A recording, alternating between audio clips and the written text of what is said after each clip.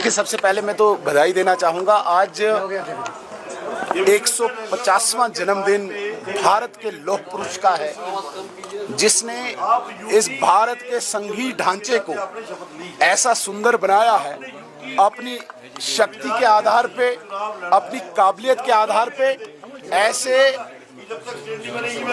सरदार वल्लभ भाई पटेल को हम आज बार बार नमस्कार करते हैं।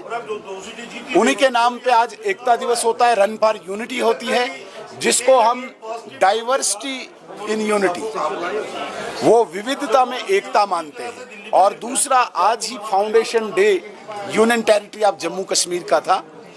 आज के ही दिन जम्मू कश्मीर यूनियन टेरिटरी बना है और भारत के इस फेडरल स्ट्रक्चर में जो भी टेरिटरी हो, जो भी प्रदेश हो, जो भी कोई क्षेत्र हो, उसकी जो भी शेप हो, जिस दिन वो बना है उसका दिन मनाया जाता है। ये गौरव का दिन होता है, ये गर्व का दिन होता है। भारत का एक अटूट अंग, जो बेशक आज संघ शासित राज्य है, लेकिन हमारे लिए गौरव की बात है। और जब से ये संघ शासित बना, इसमें कोई शक नहीं कि जम्मू कश्मीर में शांति आई है। जम्मू कश्मीर में आतंकवाद, अलगाववाद, पत्थरबाज समाप्त हो चुका है। जम्मू कश्मीर में विकास की धारा बही है और वही आज दिन मनाया गया था। मैं वहीं पे गया हुआ था। एलजी साहब ने कहा कि हुकूमत ने कहा कि जो है अप्रोप्रिएट टाइम पे होगी, नेशनल कॉन्फ्रेंस कह रही है कि बार-बार वो चीजें क्या कुछ कहें। एलजी साहब के फंक्शन में मैं भी था, उन्होंने स्पष्ट कर दिया कि भाई आप बार-बार कह रहे हो कि स्टेटहुड, कहाँ पे आपको स्टेटहुड काम नहीं करने दे रहा है। स्टेटहुड तो काम करने में कोई रोक नहीं रहा। आपने इतनी बड़ी करप्शन की, स्टेटहुड इसने रोका आपको, इसने यूनियन टेरिटरी में। आप देखिए, कल इतना बड़ा करप्शन का स्कैंडल सामने आया तो ये किस में हुआ? स्टेटहुड नहीं था तभी नहीं। तो इसका मतलब है कि स्टेटहुड आपको रोक नहीं रहा। अगर करप्शन करने के लिए आपको स्टेटहुड अलाउ कर रहा है, ये यूटी अलाउ कर रहा है, तो काम करने के लिए कौन रोक रहा है? डिप्टी सीएम जो है वो एलिगेशंस लगा रहे हैं आप पर। 28,000 करोड़ जो पैकेज आया था वो कहाँ पर गया? वो भी जवाब। अरे उनको कोई लॉजिक्स हैं, कोई आर्गूमेंट्स हैं डिप्टी सीएम के पास?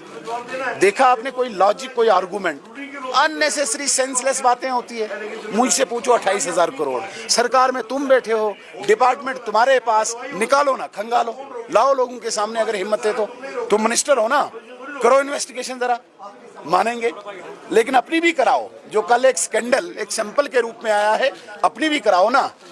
तुम्हारे पास है इंडस्ट्रीज डिपार्टमेंट, तुम जानो हम किस खाते में जवाब दें इस बात का। माता मछेल जो इंसिडेंट हुआ उसमें भी बीजेपी का, माता मछेल का इंसिडेंट जो हुआ, बीजेपी ने उसको सीरियसली नहीं लिया। सरकार इनकी, तो बीजेपी क्या करे? सरकार इनकी है ना, टूरिज्म डिपार्टमेंट इसको चलाता है, तो इनको सीएम साहब तो खुद डिपार्टमेंट को हेड कर रहे हैं। नहीं, लोकली चल रहा है।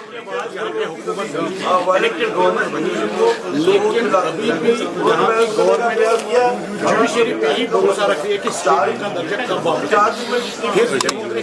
क्या गवर्नमेंट की लड़ाई स्टेटहुड की है या गवर्नमेंट की लड़ाई पब्लिक वेलफेयर की है? ये मुझे बताया जाए। इनको चुना गया है कि तुम स्टेटहुड लाओ। ख्वाब तो इन्होंने 370 के दिखाए थे, ख्वाब तो इन्होंने 35 के दिखाए थे। अब स्टेटहुड पे आइए, हमारा एजेंडा है, 5 अगस्त का एजेंडा है। हमने कहा है कि भाई स्टेटहुड हम देंगे। ये एनसी का एजेंडा नहीं है, ये सरकार का एजेंडा नहीं है, ये 5 अगस्त का एजेंडा है।